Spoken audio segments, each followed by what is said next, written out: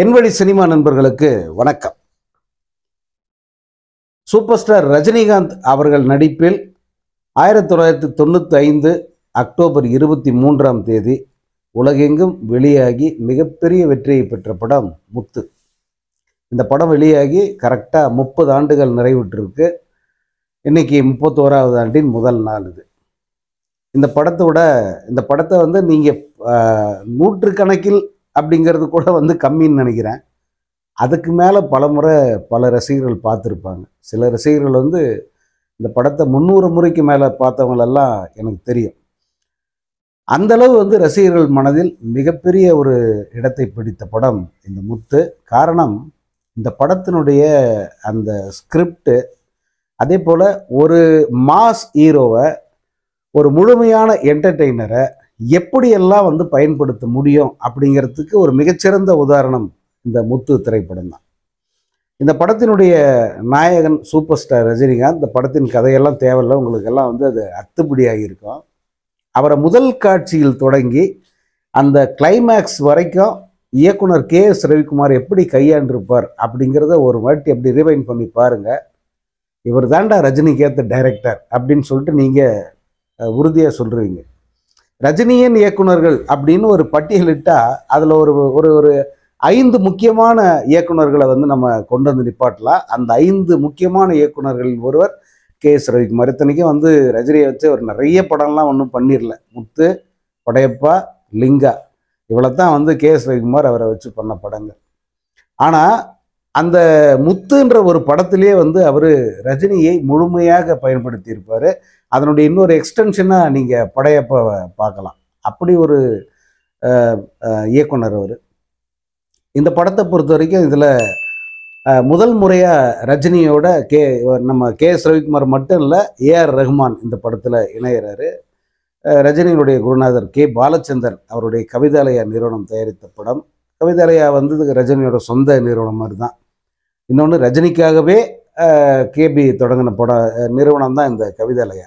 ஏன்னா ரஜினியை வச்சு இனி நம்ம டைரக்ட் பண்ண முடியாது, அவருடைய அந்த இமேஜுங்கிறது வேறு லெவலுக்கு போயிடுச்சு. ஸோ நம்ம வட்டத்துக்குள்ளே அவர் அடைக்க முடியாதுங்கிறதுனால அவருடைய இமேஜுக்கு ஏற்ற மாதிரி படங்கள் பண்ணணும், வேறு டைரக்டர்ஸை வச்சு பண்ணணும்னு சொல்லிட்டு கேபி உருவாக்கின நிறுவனம் தான் அந்த கவிதாலயா. அது முதல் படமே நெற்றிக்கன், அப்புறம் புது கவிதை, நான் மகான் அல்ல, சிவா, இந்த முத்து, இப்படி படங்கள் அதில் பண்ணாங்க. இந்த படம் மலையாளத்தில் வெளியான பிரபலமான திரைப்படம் தேன்மாவின் கொம்பத்து. அது பிரியதர்ஷன் இயக்கத்தில் 1994 அந்த படம் ரிலீஸ் ஆகியிருந்தது.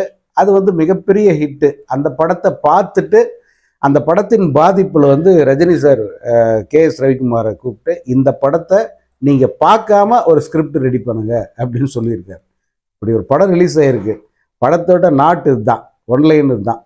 இதை வச்சுக்கிட்டு நீங்கள் அந்த படத்தை பார்க்காதீங்க, ஏன்னா அந்த படத்தோட பாதிப்பு வந்துடும். அதனால் பார்க்காமையே ஒரு ஸ்கிரிப்ட் ரெடி பண்ணுங்கள், நம்ம தமிழ் ஆடியன்ஸ் டேஸ்ட்டுக்கு ஏற்ற மாதிரி இருக்கணும் அது அப்படின்னு சொல்ல அதன் அடிப்படையில் கே.எஸ். ரவிக்குமார் உருவாக்கிய திரைக்கதை தான் இந்த முத்து திரைப்படம்.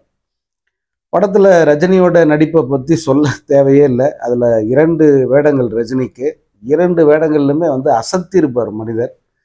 அதுலேயும் அந்த ஒரு 10 நிமிடமே வந்தால் கூட அந்த ஃப்ளாஷ்பேக்கில் வர ரஜினி இருக்கார், அத்தனை பேரையும் கலங்கடிச்சிருவார் மனுஷன்.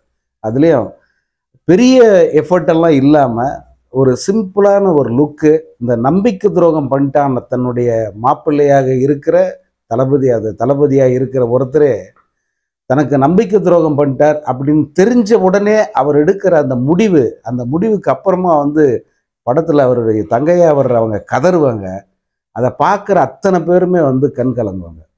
அந்த அளவுக்கு ரஜினியுடைய பர்ஃபார்மன்ஸ் எக்ஸ்ட்ரானரியாக இருக்கும்.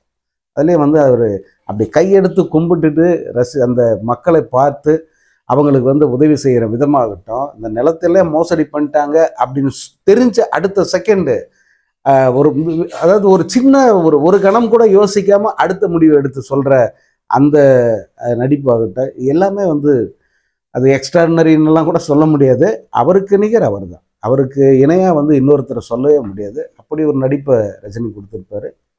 அதே போல் படத்தின் நாயகனாக முழுசாக வர்ற ரஜினிகாந்த் அவர் அதகலம் பண்ணியிருப்பார் படம் முழுக்க. பொதுவாக ரஜினி படத்தில் பஞ்ச் டைலாக்ன்றத ரசிகர்கள் ரொம்ப எதிர்பார்க்க ஆரம்பித்த காலம் அது. அதுக்கு முன்னே பாஷா அதெல்லாம் பஞ்ச் டைலாக் போட்டு பொழந்து கட்டியிருப்பார். நான் ஒரு தடவை சொன்னால் 100 தடவை சொன்ன மாதிரியா இருக்கட்டும், அல்லது அந்த படம் முழுக்கவே நிறைய பஞ்சஸ்ஸு. அது வந்து தமிழ் தாண்டி தெலுங்கு, கன்னடம், ஹிந்தின்னு எல்லா பக்கமும் மிகப்பெரிய ஹிட் அடிச்சிருச்சு அந்த பஞ்ச் டைலாக். அதோட விளைவு என்னன்னா, அடுத்த ரஜினி படத்தில் அதை விட அதை தாண்டுற மாதிரி இருக்கணுன்ற எதிர்பார்ப்பு ரசிகர்களுக்கு வந்துருச்சு. ரஜினியை பொறுத்தவரைக்கும் எப்படின்னா, ரசிகர்களுடைய எதிர்பார்ப்பை ஏமாற்றக்கூடாது. முழுசா பூர்த்தி பண்றோமோ இல்லையா அது வேற விஷயம். ஆனால் அவன் எதிர்பார்க்கறத அதில் வச்சிருக்கணும். ஏதோ ஒரு வகையில் அவன் அதில் சாட்டிஸ்ஃபை ஆகிடுவான் அப்படிங்கிறது அவருடைய கருத்து. அதை வந்து அவர் பல இடங்களில் சொல்றாரு. தன் இயக்குநர்களுக்கு முக்கியமாக அவர் சொல்ற அட்வைஸே வந்து அதுதான். அப்படித்தான் ரவிக்குமாருக்கும் சொல்லியிருந்தார். இதுக்கு முந்தின படம் இப்படி பெரிய தாறுமாறு ஹிட்டு. ஸோ இப்போ இந்த படத்தில் வந்து ஏதோ ஒரு வகையில் அதெல்லாம் எதிர்பார்த்து வருவான். நம்ம ஜானர் வேற எடுத்தா கூட, ஜாலியான படமாக எடுத்தா கூட இந்த எதிர்பார்ப்பை பூர்த்தி பண்ணணும் அப்படிங்கிறது அவருடைய கருத்தாக இருந்தது. அதை பூர்த்தி பண்ணுற மாதிரி தான் படம் முழுக்க பஞ்சஸ் தான். அதாவது அந்த நான் எப்போ வருவேன், நான் எப்போ வருவேன், எங்கே வருவேன் அது தெரியாது, நான் வர வேண்டிய நேரத்தில் கரெக்டாக வருவேன்னு சொன்ன அந்த டைலாக் ஆகட்டும், அல்லது அந்த ஸ்டேஜ் பர்ஃபார்மன்ஸ்லேயே ரஜினி நிறைய பஞ்சஸ் சொல்லிப்பார். கிடைக்காம இருக்கிறது கிடைக்காது அப்படிங்கிறது, அந்த எச்சச்சா அப்படின்னு வர அதுவே ஒரு பஞ்சு. நீ பாருங்க, அதில் வார்த்தையே கிடையாது. ஆனால் அதுவே ஒரு பஞ்ச் டைலாக்மா ஒரு மாறிச்சு. அதற்கப்புறம் இந்த 30 வருஷமா அதை இன்னும் சொல்லிக்கிட்டு தான் இருக்காங்க. தென் அந்த படத்துலேயே அந்த ரேஸ் ஒன்று நடக்கும். முதல் காட்சியிலேயே பஸ்ஸுக்கும் குதிரை வண்டிக்கும் ரேஸு. யோசிச்சு பாருங்க, பஸ்ஸுக்கும் குதிரை வண்டிக்கும் ரேஸு. அதில் வந்து அவர் ஜெயிப்பார். ஆனால் அது நம்புற மாதிரி எடுத்திருப்பாங்க அந்த காட்சியை. இப்படி தான் பல காட்சிகள். இந்த இந்த படத்தோட ரிலீஸ் ஆன இன்னொரு படம் வந்து கமல்ஹாசனுடைய குருதி புனல். அந்த படத்துக்கு வந்து அவர் நிறைய மெனக்கெட்டிருப்பார். அதெல்லாம் வந்து நம்ம அண்டர் எஸ்டிமேட்லாம் பண்ணக்கூடாது, அண்டர் ரேட்டும் பண்ணக்கூடாது. உண்மையிலே வந்து மெனக்கெட்டு அந்த படத்தை பண்ணிப்பார் கமல்ஹாசன். ஆனால் நம்மால் வந்து அவர் வந்து அந்த படத்தில் வந்து அந்த ரயில் அந்த தண்டவாளத்தை தாண்டுற அந்த காட்சியெல்லாம் அவ்வளோ நுணுக்கமாக எடுத்திருப்பார். நம்மால் வந்து குதிரை வண்டியில் வந்து ஒரு மலையிலிருந்து அடுத்த மலைக்கு தாவுவார். அந்த படம் அவுட்டு, இந்த படம் சூப்பர் டூப்பர் ஹிட்டு. அதுக்கு இதை வந்து இதை நம்ம எப்படி எடுத்துக்கணும்னா, ஜனங்க என்ன எதிர்பார்க்குறாங்க, அவன் மென்டாலிட்டி என்னவா இருக்கு, எப்படி காட்சி வச்சா அவன் திருப்தி அடைவான், அதுதானே முக்கியம். சினிமான்றது அதுதானே. மாங்குன்னு போட்டு அடின்னு அடிச்சு, மூஞ்சில குத்தி, உதட்ட பிதுக்கி, மூக்கை உடைச்சி, ரத்தம் கொட்டுன்னு கொட்டி, மூஞ்சி அப்படி கர்ண கடூரமா காட்டி, இது சினிமா ரியலா பாருங்க அப்படின்னு சொன்னா நம்மளால எவ்வளவு நேரம் பார்க்க முடியாத, இப்படிதான் திரும்புவோம். ஆனா இவர் அப்படி இல்லை. அந்த எச்சச்ச அப்படின்னு சொல்லிட்டு இந்த இருமல், தும்மல், விக்கல், கொட்டாயி, நல்லது கெட்டது இதெல்லாம் வந்து அவர் சொல்லும் போது அதை ரசிப்பானா? இப்படி வந்து அடிச்சு மூஞ்செல்லாம் நெளிச்சு திரையில கட்டினா அதை ரசிப்பானா? குருதி புனலுக்கும் முத்துக்குமான வித்தியாசத்தை சொல்றேன். ஏன் இந்த படம் அப்படி ஒரு ஓட்டம் ஓடிச்சு, அந்த படம் ஏன் வந்து அப்படி போச்சு? அந்த படமும் வெற்றி படம் தான், நான் அதை இல்லைன்னு மறுக்கவே இல்லை. ஆனால் முத்து வந்து எங்கேயோ, முத்து வந்து industry hit, double black Bastar. அன்னைக்கு வந்து அது மிகப்பெரிய வெற்றி படம். அது இன்னைக்கும் வந்து அந்த படத்துக்கு இணையாக இன்னொரு வெற்றியை சொல்ல முடியாது. ஸோ இதுதான் ஜனங்களோட டேஸ்ட்டு. அதை 100% புரிஞ்சுக்கிட்டவர் சூப்பர் ஸ்டார் ரஜினிகாந்த் அவர்கள். அதனுடைய விளைவு தான் அந்த முத்து திரைப்படம் இன்று வரைக்கும் கொண்டாடப்படுது. இப்போதும் கூட சன் டிவிலேருந்து பிரைம் டைமில் போடக்கூடிய படமாக முத்து இருக்கிறதுக்கு காரணம் என்னென்னா, அது ஒரு கோல்டு. அந்த படம் கல்ட் கிளாசிக்ன்றான அந்த மாதிரி ஒரு அந்தஸ்தை அடைந்த ஒரு படம். அது 30 ஆண்டுகளை கடந்திருக்கிறது. இப்போதும் கூட புத்தம் புதிதாக இருக்குது. இன்னைக்கு இந்த செகண்ட் அந்த படத்தை திரையில் போட்டால் கூட, இந்த வீடியோ பேசுகிறத அப்படி தள்ளி வச்சுட்டு 2.25 மணி நேரம் அந்த படத்தை இடைவிடாமல் பார்க்க நானே தயாராக தான் இருக்கேன். ரசிகர்கள் அவ்வளோ பேரும் இது வந்து இது ரசனை. இது படித்தவன் படிக்காதவன் அவனுக்கு என்ன மாதிரி கேரக்டர் இதெல்லாம் வந்து தூக்கி அப்பார் வச்சுட்டு ரசிக்கக்கூடிய விஷயம் இந்த மாதிரி படங்கள் எல்லாம். அதனுடைய விளைவு தான் தேசம் கடந்தும் ஜப்பானில் திரையிட்ட போது இந்த படம் மிகப்பெரிய வெற்றியை அடைந்தது. இன்னைக்கு வரைக்கும் அந்த படத்துக்கிட்ட கூட வேற படம் வர முடியல. அண்மையில் ஒரு படம் வந்திருக்கு, அதுவும் தலைவர் படம் தான், வேட்டையன். அந்த படம் தான் இந்த முத்து படத்துக்கு கிட்டத்தில் வந்திருக்கு வசூலில். அவ்வளோ பெரிய வெற்றி அடைந்தது. இன்னைக்கு வரைக்கும் ஜப்பானில் பேசப்படுகிற படமாக முத்து இருக்கு. டான்சிங் மகாராஜான்னா அங்கே தெரியாத ரசிகர்களே கிடையாது. அப்படி ஒரு வெற்றியை பெற்ற படம். உலகம் முழுக்க இந்த படத்துக்கு ரசிகர்கள் இருக்காங்க. அதுவும் குறிப்பாக தென்கிழக்கு ஆசிய நாடுகளில் இந்த படத்துக்கு ஏராளமான ரசிகர்கள். அப்படிப்பட்ட இந்த படம் 30வது ஆண்டை கொண்டாடுகிறது. அதே போல் அரசியலில் இந்த படம் ஏற்படுத்திய தாக்கம் பெருசு. அந்த படத்தில் நேரடி அரசியல் இல்லைன்னா கூட இது அரசியல் பேசுகிற படமாக தான் அன்னைக்கு பார்க்கப்பட்டது. அன்னைக்கு ஜெயலலிதா ஆட்சி.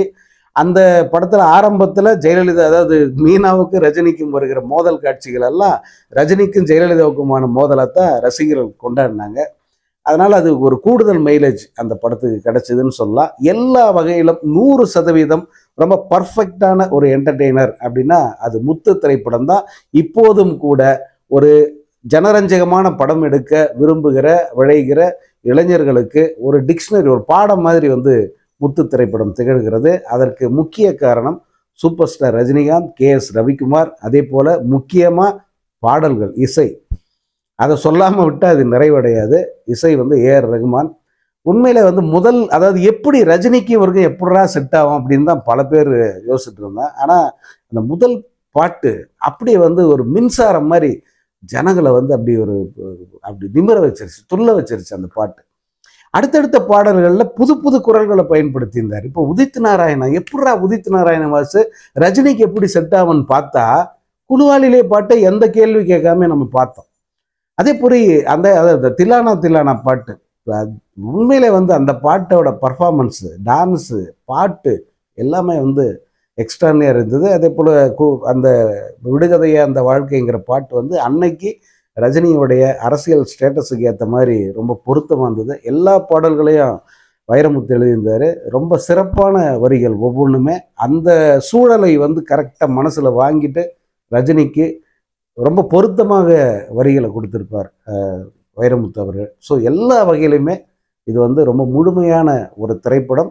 30வது ஆண்டு. மீண்டும் ஒரு முறை வாய்ப்பு இருந்தால் பாருங்க. இன்னொன்று, இது நேரம் கிடைக்கும் போதெல்லாம் ரீரிலீஸ் பண்ணிட்டாங்க கவிதாலயாவில்.